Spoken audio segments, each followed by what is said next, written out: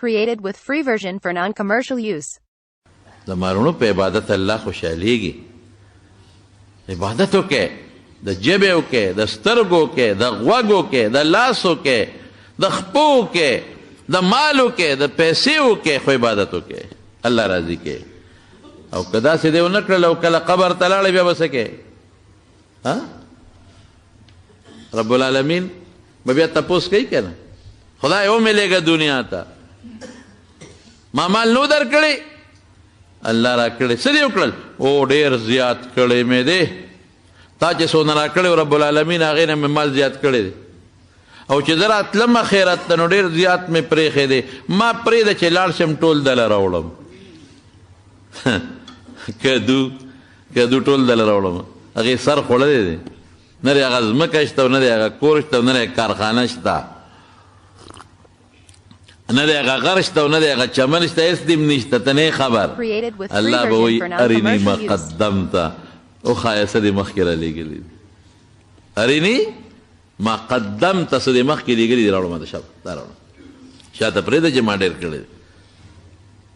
کافر نه به رب العالمین تپوس وکړي، وی وایه که نه عذاب کې چې واچوي، وایي که دا ځمکه ټوله ستا وې او دا د سرو زرو ډکه وې او ما لږ عذاب درته نن معاف کولی، لږ لږ لږ، او دا ټوله ځمکه د سرو دې راکوله که نه؟ وی بلکل مې درله درکول. وی بنده ډېر معمولي شی مې دنه غوښتی و، ډېر پوټی شی مې دنه غوښتی و، کلمه شهادت او ایمان ادلته قبول نه کړ. نبی کریم صلی الله علیه وسلم فرمایي وی هر انسان چې مړ شي دی به ستومانه وي، ګناهګار به په دې ستومانه وي چې خدایه توبه مې ولې نه ایسته، عبادت مې ولې نه کوم، او نیک به په دې ستومانه وي چې الله زیات کړی مې ولې نه دی، لږ مې عبادت زیات کړی وی نو څه خبه وه، زیات کړی مې ولې نه دی.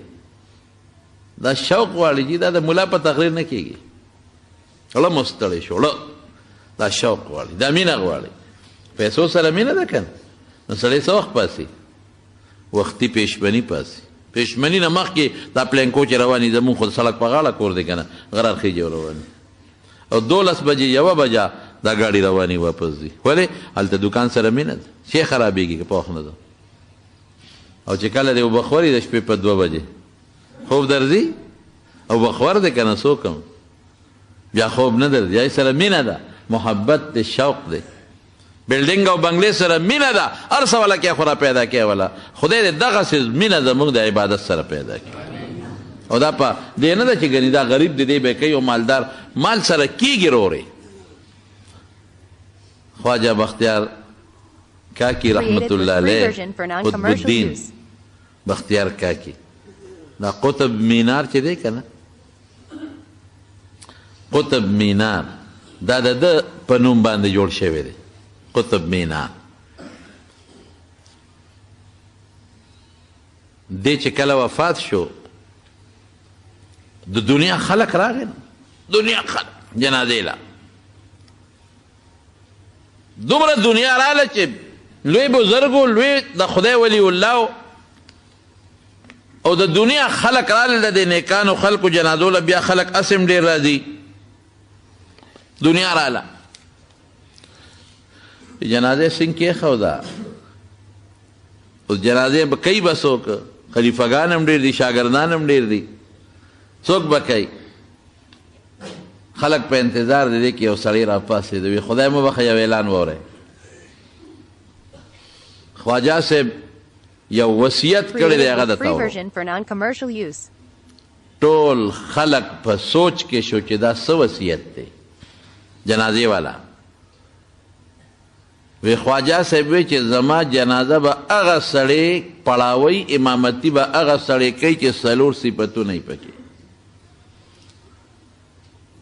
یو صفت پکې دی چې د په ژوند کې تکبیر تحریمه د لومبې تکبیر د مونځ نی پرېښی. دویم صفت به پکې دی چې د شپې به په ژوند کې تهجد نی پرېښی. دریم صفت به دی چې په نامحرم باندې چې چاته د قتل ګنۍ په هغې نظر نه لګېدلی. سلورم صفت به دی چې د مازدیګر نه مخکې 4 رکعاته کم نفلي دی په جون کې نه پرېښی نو چې دغه 4 نفل کوي خو سنت مؤکده به هم کوي که نو دا 4 صفتونه که په چا کې خدای مو به خروزی جنازه وکړي. اوس چې څومره دنیا ده ټول په دې سوچ کې چې خدایا تهجد خو ما کړي دي ټول عمر مې کړي دي خدا تکبیر تحریمه خو ما نه پاتې شوی ده. نو مفتی شفیع صاحب رحمت الله علیه دلته لیکلی دي وایي که څوک قرآن شریف که یو ځای کې لوستلی کېږي او څوک ورته غوږ نیږدي نو د رحم په دی به پې د خدای قهر نازل شي لعلکم ترحمون رحم رانغې د هغې په دی به د خدای قهر نازل شي. نو موږ قرآن پرېږدو هغې تلاوت نه ورو بشیر جان نات د رسول الله مبارک هغې ته څوک غوږ نیږدي. بل مولانا صاحب تقریر کوي هغه په ځای پاتې شي او د میلمه ته خو چې یو پاسي او چې یو کس کار وکړي په خیرالې بیا ټول ورپسې شي بیا ټول ورپسې شي. دې کې لږ یو پټې احتیاط پکار دی. ښه زمونږ د کراچۍ یو ډېر لوی عالم دی ډېر لوی عالم دی هغه راغلی د علوم حقانیه کوړه خټک ته نو د خلکو ستړي مشي په خیرالې نو داسې غریب که چې هغه وایي که بیا د دې مدرسې تر عالم ښه بني تاسو زه برباد کړم دا 3 طالبان تاسو چې پلار به ټینګ شي. نو چې تقریر یې وکړو بیا واپس ته نو بوټان یې روک شو بوټان نو یو وی بوټان وی زما بوټان څه شو یو وی د بوټان اعلانونه مو شو بوټانو پته ونه لګېده بیا چا ولا کېړی راوړو زه پردو کېړو کې نه ځم بس موټر ته وخته او نه ایرپورټ ته لاړ بس زه به ایرپورټ ته وخېږم زه پرېږده بیا ایرپورټ له ولا چا بوټان یوړل وي دا مې د برکت دپاره اغوښتي دې ته برکت و بوټان پټ که غلا که برکت له مې اغوښتي داس برکت ته په غلا حاصلی مې دا خو سر نه کمیس غونډ وباسه غونډ کمیسه ولې دا برکت دی او پیر صاحب نه ګیره غونډه وباسه غونډه او 10 ډکي تقسیم که برکت دپاره ولې برکت حاصل دا لوی غم دی دا یو مصیبت شته. نو مولانا رشید احمد گنگوهی رحمت الله علیه منزل روان دی او د دنیا یو په خیر او ستړي مشي او په خیر او ستړي مشي چې جومات ته ورسېد غریب نه خولې بېګې رکات ته شوي مانځه نه پس خلکو ته وایي مالم زبردست کار وکړه وی 36 کاله پس په لومبي ځل ما نه تکبیر اولا فوت شو 36 سال پس 36 کاله پس تکبیر اولا د ستړی مشو د الله تعالی برباد شو. ښه مو راسره وکړل که بد مو راسره وکړل دا شوق غواړي مینه غواړي. نو اعلان دا وشو چې دا 4 صفتونه په چا کې د خواجه قطب الدین بختیار کاکی رحمت الله علیه جنازه به هغه کوي. دومره د خلکو مینه ده بادشاه قطب مینار په انډیا کې جوړ کړی دی قطب مینار تاسو به نوم اورېدلي او قطب مینار څنګه مینار دی موږ لیدی نه دی خو اورېدلي مو دي شیخ صاحب د خدای پاک وبخښي هغه به فرمایل وی قطب مینار باندې د لاندې نه سره پورې او د بره سر نه لاندې پورې قرآن شریف ټول په لیکلو ختم کړی دونه د بادشاهانو محبت او مینه ورسره. نو خلک به جنازه کې څومره چې دا 4 صفتونه په چا کې ابه جنازه کوي خلک غلی دي سناټه چا کې بالکل خاموشي دا به چا کې دی کې یو سړی را مخکې شو په مخې څادر اچولی دی ودرېده او چې څنګه را مخکې شو او د خواجه بختیار کاکی رحمت الله علیه مخ یې کولاو که او ورته وایي ستا کار به وشي خو موږ دې غر کړو خلکو کې دې مشهور کړو ستا کار به وشي جنازه به دې وشي موږ دې خلکو کې مشهور کړو برباد دې کړو. جنازه چې وکړه او خلکو یې مخ وکت د زمانې بادشاه سلطان شمس الدین التمش سلطان شمس الدین التمش باچا دی باچا دې ته باچا وایي زموږ نام باچا دی توبه وباسه باچا دغې ته وایي په ژوند کې په نامحرم او غیر محرم سترګې نه دي لګېدلې مازدیګر نفل نه دي پاتې شوی تهجد نه دي پاتې شوی تکبیر اولا په زندګۍ کې نه پاتې شوی.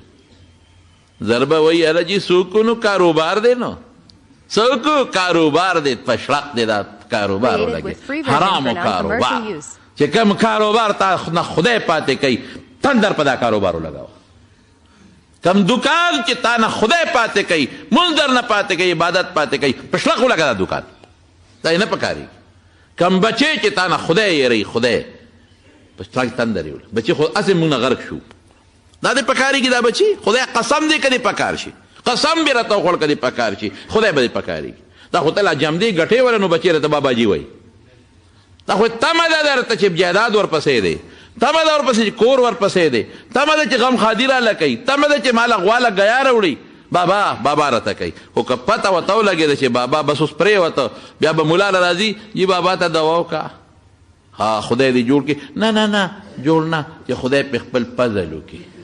مې خو سم په پښتو وایه چې خدای زر مړ کړي، نو جوړ نه چې خدای په خپل فضل وکړي. نو فضل څه معنا؟ خو دا وایه په پښتو کې وایه چې خدای زر مړ کړي. یاره جی وي او بس پروت دی، نو ګران کار دی.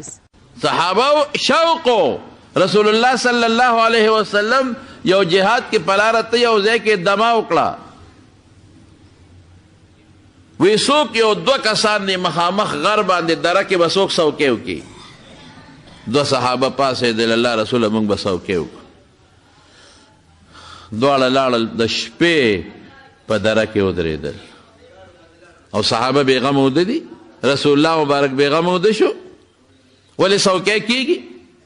اتفاق ته ګوره، نبی علیه السلام مبارک خو د برکت خاوند و، د کشف خاوند و، د معجزاتو خاوند و.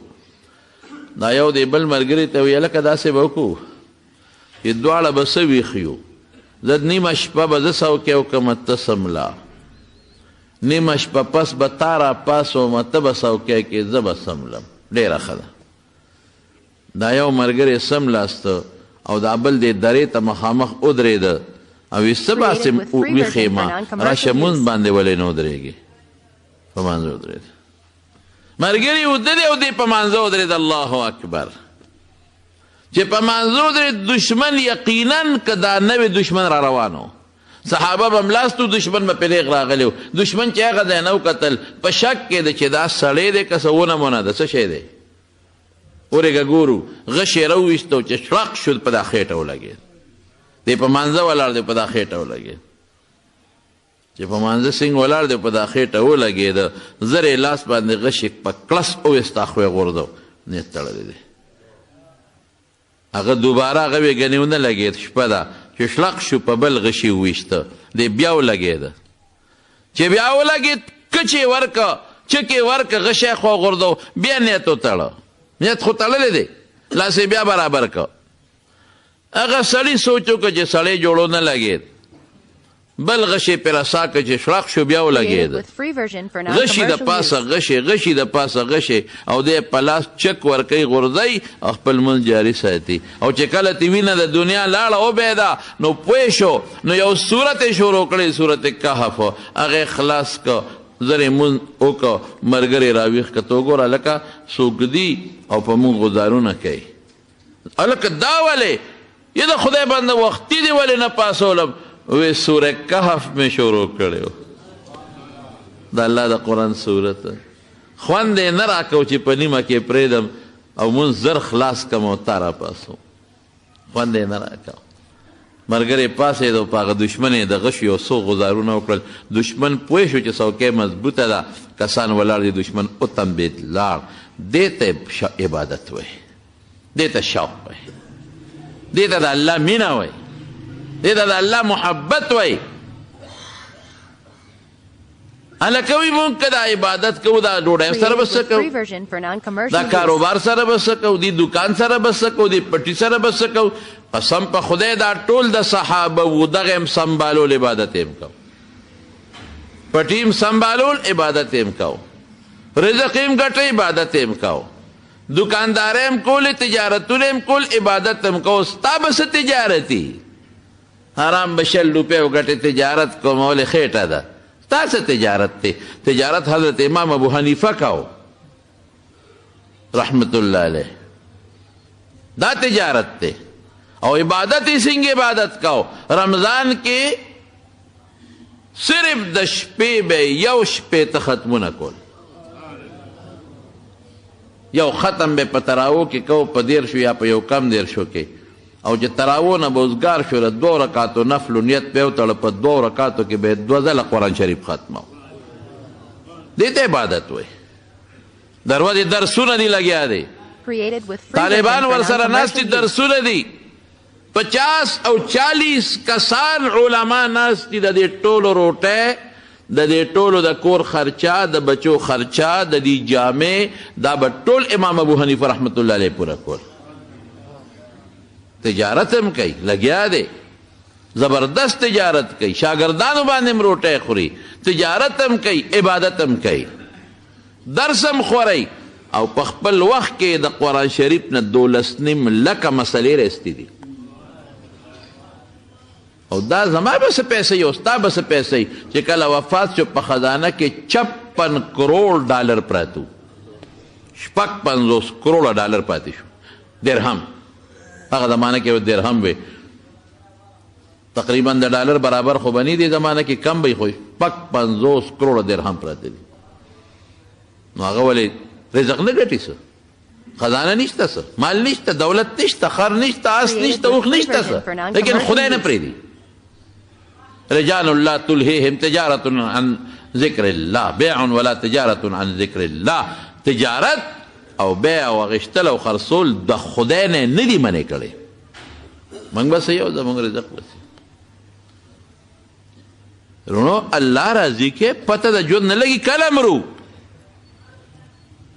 خدای چې سله پیدا کړی هغه کار وکړي، د ژبې عبادت کولی شي، اس وخت پې نه لګي په لاره چې ذکر کوه لا اله الا الله، درود شریف وایه، د ژبې عبادت، د لاس عبادت تسبیح پې اړوه، د سترګو عبادت قرآن شریف ته دې ګوره، د غوږ عبادت په دا موبایل قرآن واوره که نه نیکبخته، په دې د علماو بیانونه واوره که نه، د غوږ عبادت پولې نه ګټې چې د غوږ زنا پې ګټې، تلاوت پې واوره، تلاوت ته پې وګوره که نه چې سترګو زنا پې ګټې، سترګو عبادت پولې نه کې. خدای بنده کوم طرف ته روان؟ مالی عبادت وکړه، پیسې د سړي جومات کې ورکا، مدرسه کې ورکا، ګاونډي له ورکا، غریب له ورکا، محتاج له ورکا، دا د مالی عبادت شو. د عبادتونه خو شته. امام احمد ابن حنبل رحمت الله علیه په ګاونډ کې لوور اوسېده. لوور چې کله مړ شو چا په خوب کې ولید، تپوس یې ته وکړه هلکه څنګه؟ ویې زه خو خدای پاک وبخلم، یو باغ کې روان دی، چمن کې ګرځي را ګرځي، وی دې چمن ته نه ګورې دی باغ کې الله وبخلم. او عجیبه دا ده چې په دنیا کې هم د احمد ابن حنبل ګاونډي یم، او چې ویې بخلم یا هغه احمد له ورځه په جنت کې هم خدای د هغه ګاونډي کړم. دا سړی چې خوب نه پاسېد په زړه کې سوچ کې پرېوت چې احمد ابن حنبل خو ځان له لشین کړی دی په عبادت، د مفتو کې لوار صاحب لاړو د هغه ګاونډي دی. احمد ابن حنبل رحمت الله علیه خو شپه ورځ درسونه کړي دي، د رسول الله مبارک 6 لکه احادیث یاد کړي دي، 6 لاک د قرآن حافظ، درس، اجتهاد، استنباط، عبادتونه دې څنګه هغه خواله رسي. نو لاړ د ښځې نه یې وله تپوس وکړ، دروازې وویله، ښځې ورته لار دروازې ته شوه، یاره وایي ستا خاوند ما ډېر ښه په خوب کې ولید په جنت کې، او راته یې ده وایي چې د احمد ابن حنبل ګاونډي یم، هغه سره یو ځای یم، ستا دې خاوند څه کول؟ وایي ده خو څه داسې څه نه دي کړي، وایي نه څه داسې عمل چې ممتاز عملي ما ته ووایه څه یې کړي دي؟ وایي نور خو څه نه دي، خو 2 کاره یې کړي دي.